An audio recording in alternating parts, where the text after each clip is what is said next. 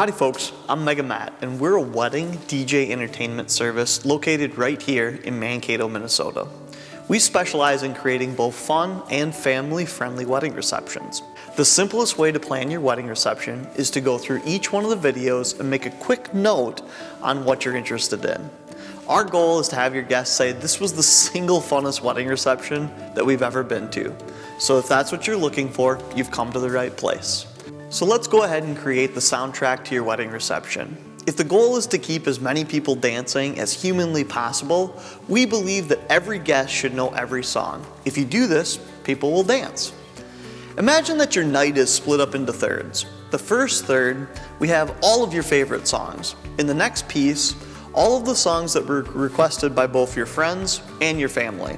And in the final third, we have all of the songs that we know work based on our experience. The other thing that's helpful with music is for me to know the 5 to 10 songs that will get both you and your fiance on the dance floor.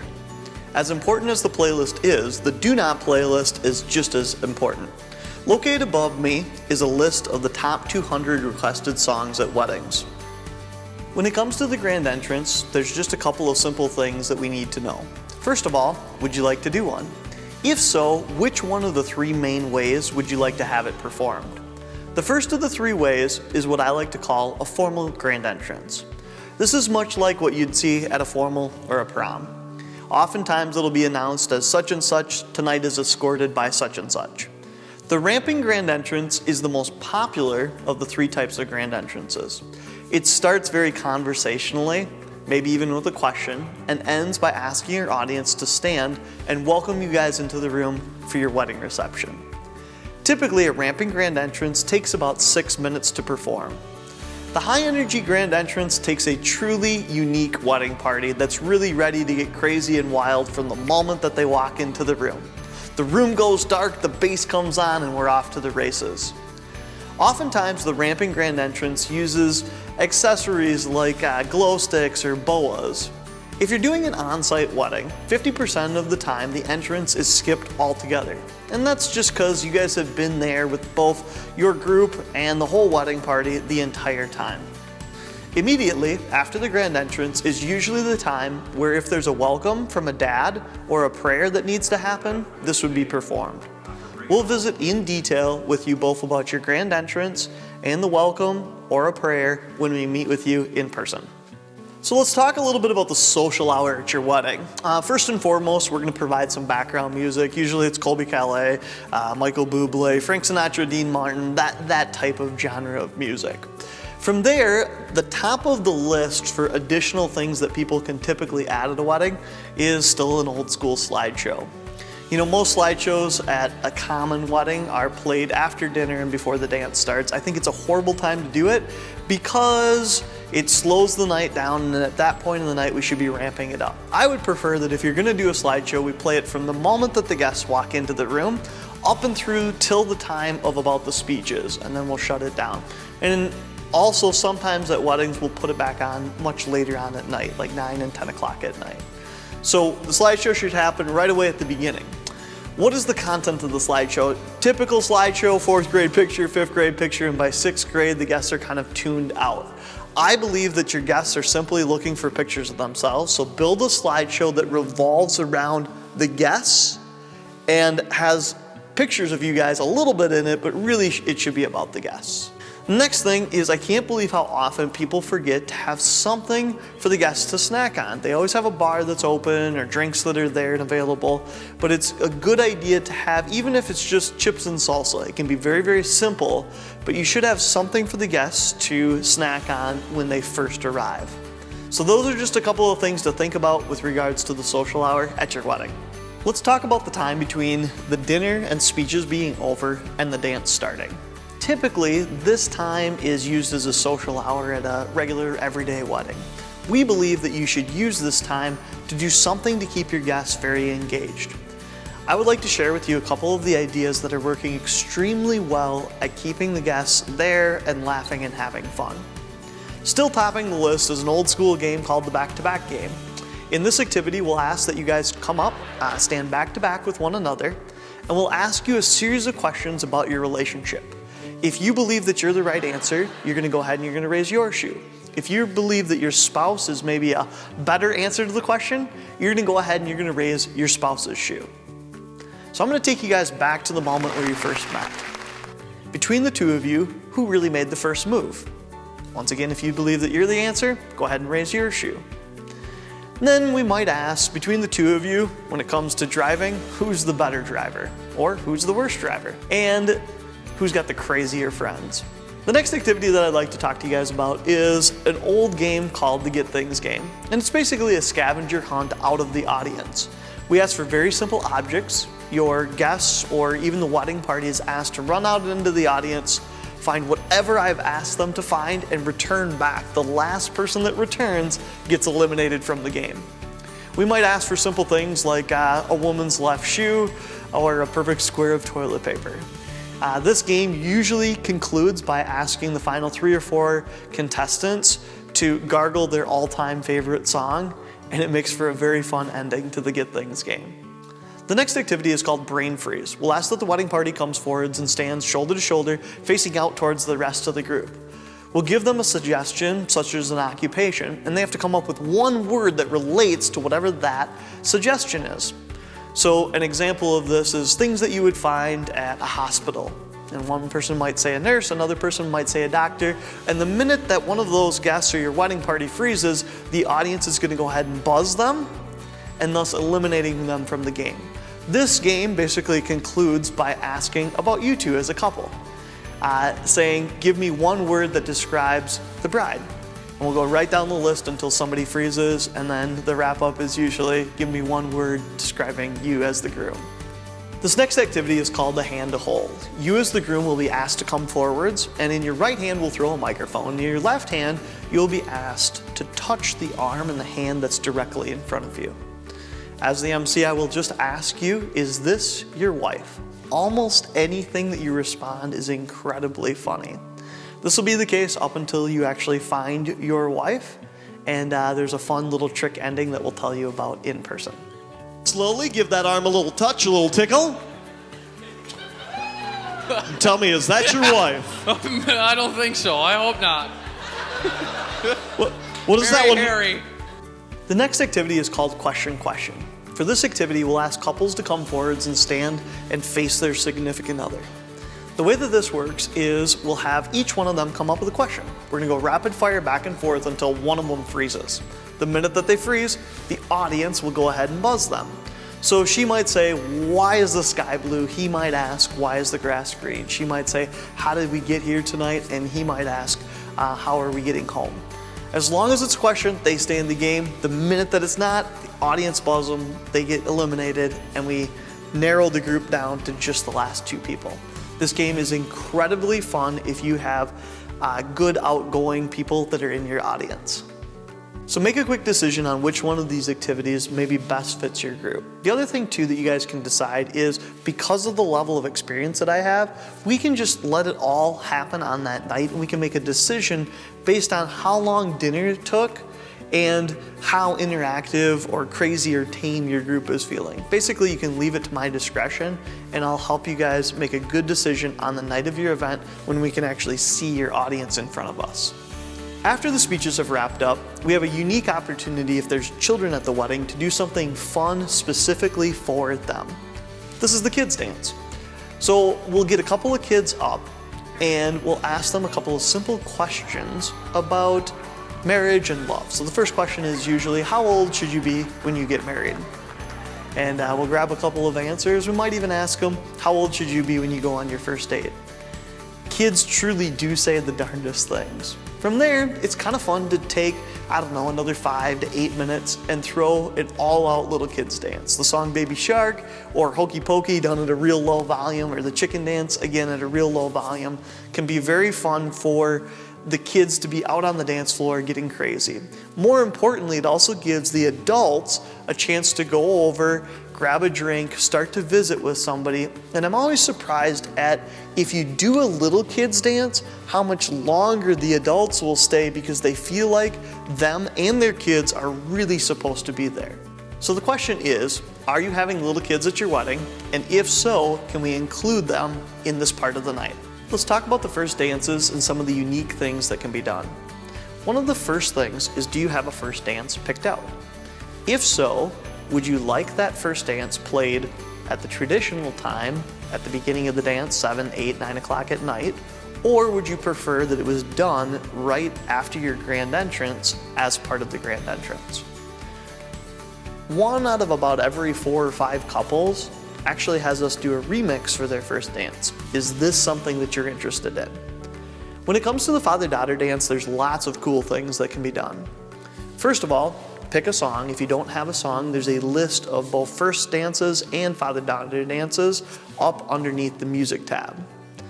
With regards to the father-daughter dance, I love it when you guys come over and record a message to dad. Maybe it sounds like, hey dad, this is your little girl. I just wanted to take a minute on my wedding day to tell you what you mean to me. And you can kind of talk about some of those childhood memories and include it with your father-daughter dance. The same thing can also be done for the mother-son dance. Some of the couples have even gone so far as to bring some of those childhood pictures over and include those with the father-daughter and mother-son dance. If you would like to hustle through this part of the night so that you don't have a lot of the guests waiting around, 2 things can mainly be done. 1, we can take the father-daughter or mother-son dance and we can cut the song down for you. Or we can combine them and do both a father-daughter and mother-son dance that are combined. So think a little bit about how you would like these first dances to go. These are just some of the questions that we'll visit with you about in person.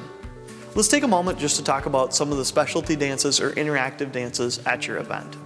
One of the first things that we always like to talk about is the old school anniversary dance. And in the anniversary dance, we'll ask all of the married couples to come out to the dance floor, and we'll dismiss them based on how long they've been married. So we might say at the beginning, anyone that's been married for less than 12 hours, that's you guys, please leave the dance floor. And we kind of work our way up through the group.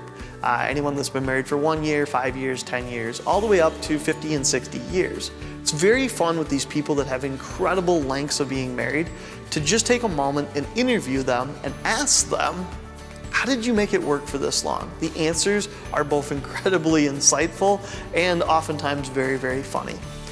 The rest of the specialty songs like the Cupid Shuffle, the Wobble, the Macarena, how would you guys like to handle those? Oftentimes we play them on a per request basis, but some couples are like, absolutely not in a million years, I do not want the Cupid Shuffle played or even the Macarena played at my wedding. So one of the things that we'll visit with you in person about is whether or not you would like to use some of these line dances as a part of your wedding reception. Let's talk about the bouquet toss for your wedding reception. You know, about 95% of the couples that book our show still choose to do some type of bouquet toss. There's a couple of unique things that we can do with regards to it. First and foremost is, can we throw a bouquet made completely of lottery tickets to all of the women in the group instead of just throwing a flower bouquet to the single ladies?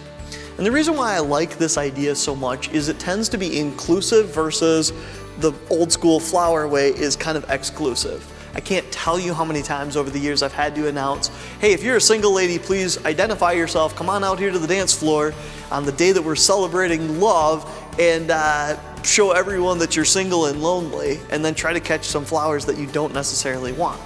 So if you switch it up and you just say, if you are a married woman and you would like to retire early or go shopping tomorrow, please come on out here to the dance floor. And I find that we have packed dance floors almost immediately. Then when you go to throw the bouquet, you can throw it up in the air. Sometimes we'll even make them so that they split apart so everyone gets a lottery ticket or two.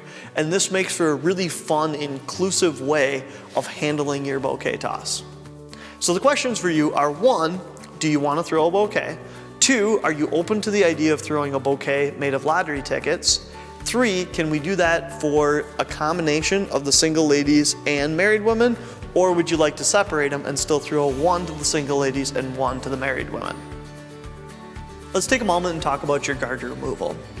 You know, about 50% of the guys that book our show choose not to do anything with the garter removal. The other half of the people choose to do a range of different things. The traditional way of doing the garter removal is you as the groom approach your bride and use your hands and very simply slip off the garter. The one small step up from that is to actually blindfold you as the groom and then go ahead and remove the garter. The next step up from that, as far as crazy level, is to have your groomsmen come over and pick you up like a battering ram facing the ground. In this way, you as the groom are totally shielded from the audience and you're being supported by the guys that you know and love the most. Then you're basically walked up to your bride and the garter is very simply slipped off of your bride. The next step up from there is to do something that we call dancing on up the middle. There's two groups that are facing each other, about 15 people in each group, and as the groom, you approach your bride to a different set of music each time. The bride is kind of like Caesar. She gives you a thumbs up if she wants you to remove that garter, and a thumbs down if she thinks that you could have done a better job approaching her. From there, then we usually play a quick game of musical chairs, and we give away the garter to whoever wins musical chairs. The garter hunt is probably the craziest of all of the things that we've ever tried to pull off. We have about 30 1980s women's wedding dresses, and the guys in the wedding party and maybe a handful of the very, very crazy guests grab a seat. You as the groom are blindfolded, and you have to figure out which pair of legs belongs to your beautiful wife versus which ones belong to some of the other guys that are in the group. This has a lot of shock value, and I find that anywhere between 60 to 80% of the group takes out their phones and they videotape when we do this garter hunt with all of the wedding dresses. So take a minute, decide which way you would like to handle the garter removal, and remember, with the garter removal, if you don't do it, nobody's really gonna remember that. But if you do it, why not have a whole bunch of fun and make them go crazy? Are you gonna do a dollar dance at your wedding? If you are, how long would you like it to be? You know, a typical dollar dance without anyone curating it can last upwards of 30 plus minutes, and we feel that that tends to get a little bit on the long side. So in my mind, there's kind of a slow, a medium, and a fast dollar dance. A fast dollar dance would be any dollar dance that takes less than 10 minutes. Medium, maybe about 15 minutes, and a regular, slower dollar dance, you know, upwards of 30 minutes. To curate this and how long that it really is taking, we would ask that both your best man and maid of honor take the cash and then send the next person up so they're the ones keeping everything on track. Smaller weddings, as a general rule of thumb, tend to lend themselves a little bit better to dollar dances. In place of the dollar dance, we've been doing something called the cake smash. This is another thing that you guys can elect to do. And what happens with this is the best man and maid of honor during the dinner portion of the night are sent out into the audience to collect money, much the same way that they would do in a dollar dance later on at night, only this time that they're collecting money, it's for one of the two of you guys to take a little cake in the face. Now, mind you, it's rigged, and as the groom, 100% of the time, you're gonna be taking the cake in the face, but it's a fun opportunity if you wanna give your guests a chance to give, to do it during the meal, instead of doing it at 9 or 10 o'clock at night when everyone should be up and dancing. So take a moment and decide. 1, would you like to do a dollar dance? 2, what is the speed of that dollar dance? 3, could I maybe persuade you into doing a money grab during the meal and then doing a cake smash where the groom takes a little cake in the face? Just because I know that the guests do seem to receive this very, very well. Battle of the Sexes is an awesome late night activity. In this activity, we ask that there's a group of guys that faces off against a group of girls, usually about 15 people on each side. I'll give them a suggestion. They have to work together with their group to form whatever I ask them to do. The suggestions are all then set to music. So an example of this would be show me pairs figure skating, right? And everyone grabs a partner and it gets crazy pretty quickly. Or maybe show me Black Friday at Walmart, or a personal favorite is show me the manger scene. And the music correlates to what we're asking them to do. So if we say, show me the manger scene, we play, of course, Away in a Manger. The activity is concluded by asking the participants on the dance floor to show us how they would behave at the single greatest wedding reception that they've ever been to. And I can't tell you how often it's fun that they'll run over and grab the groom or the bride and throw them up in the air, or just do things that are beyond crazy. So the question that I have for you is, 1, would you like to use Battle of the Sexes at your wedding? 2, if you would like to do it, is it something that we absolutely must do, or am I free to make a decision on that on the night of your wedding? Let's talk a little bit about how you would like to wrap up your wedding reception. There's a lot of really cool and unique things that you guys can do that involve the guests and really make it special at the end of the night instead of having it feel like it just kind of peters out. One of the first questions that we have for you is whether or not you want to be time-centric or if you would allow us to just wrap it up on a high note. I have a very good sense over the many years as to when the group is kind of tired and ready to be done. Oftentimes when that's the case, the bride and the groom will have me walk up and I'll just kind of say, hey, I think your group is starting to get tired. Can we begin the process of wrapping it up? And we call this a high note ending. So what are some of the other main ways to wrap it up? One, can we use the song Piano Man or something like it at the end of the night? Two, are we allowed to take an end of the night photo after it's all said and done? I kind of think that's my report card if I was able to keep enough people there. Three, can we maybe do a sparkler ending? So a lot of times the group will go outside and they'll all light sparklers and it makes for kind of a fun photo at the very end of the night. Four, another popular way of doing it instead of the sparklers is to get these biodegradable helium balloons and do like a little end of the night balloon launch. Five, another very unique way of doing it is to have all of the guests put their arms up and kind of make like a little tunnel, and then you guys get to run up the tunnel and that's kind of your wrap up for the night. So take a minute with your spouse, discuss how would we like this to feel at the end of the night. Do we need to wrap it up at a specific time or are we willing to kind of play it by ear? And then what would our last song like to be? And one other thing I will mention to you, one of my all-time favorite combinations of wrapping it up at the end of the night is to simply play Piano Man, take a picture, play Don't Stop Believing, play the song You Make My Dreams Come True, and then have everyone go outside, do sparklers, and then we call it good for the night. So discuss these things. We'll visit more about this in person.